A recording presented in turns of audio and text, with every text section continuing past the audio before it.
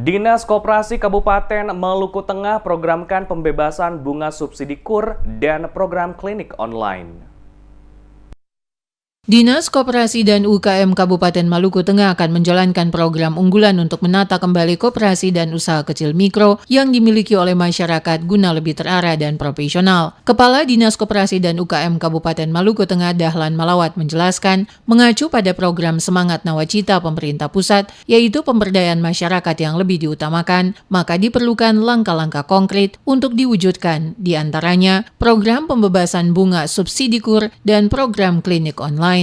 Lewat program pembebasan bunga subsidi KUR, maka dapat meringankan masyarakat dari pengembalian modal usahanya tanpa bunga yang telah dipinjam. Melalui program ini pihaknya juga akan mengidentifikasi koperasi yang berprestasi dan akan diberikan penghargaan sebagai percontohan koperasi berprestasi oleh pemerintah daerah lewat Dinas Koperasi dan UKM. Dahlan menambahkan khusus program klinik online merupakan bagian dari transparansi yang dapat mempermudah masyarakat untuk mengetahui atau mengakses informasi kinerja, koperasi percontohan, dan regulasi undang-undang yang berkaitan dengan koperasi dan UKM. Diharapkan dua program unggulan yang dijalankan ini akan lebih meningkatkan perekonomian masyarakat, terutama di tingkat pedesaan, dalam mengembangkan usaha mereka.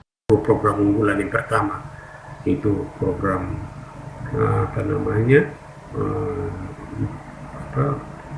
pembebasan bunga subsidi KUR, bunga KUR. Dan itu tentu nanti usaha kalau bisa betul di sini ada punya klinik UKM.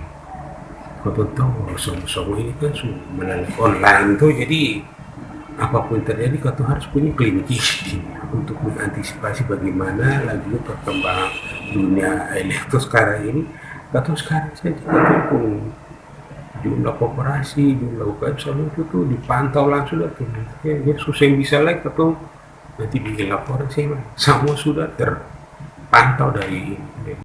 Ditambahkannya jumlah koperasi yang telah ditangani dan kini di bawah pengawasan langsung Dinas Koperasi dan UKM Kabupaten Maluku Tengah sebanyak 611 koperasi yang tercatat sejak Desember 2016 sampai April 2017. Sementara usaha mikro yang telah ditangani sebanyak 3.992 terdiri atas jenis usaha kecil masyarakat sebesar 1.367 dan usaha menengah sebanyak 109. Adapun kendala-kendala yang dihadapi di lapangan yaitu persoalan anggaran perjalanan dinas terkadang tidak mencukupi untuk perjalanan pegawai yang ditugaskan. Namun menurutnya, hal ini masih bisa diatasi. Karena itu ia berharap masyarakat harus sadar bahwa berkoperasi juga penting untuk meningkatkan perekonomian masyarakat, sekaligus ia mengajak masyarakat untuk ikut berkooperasi. Diana Manuhutu untuk Carang 8.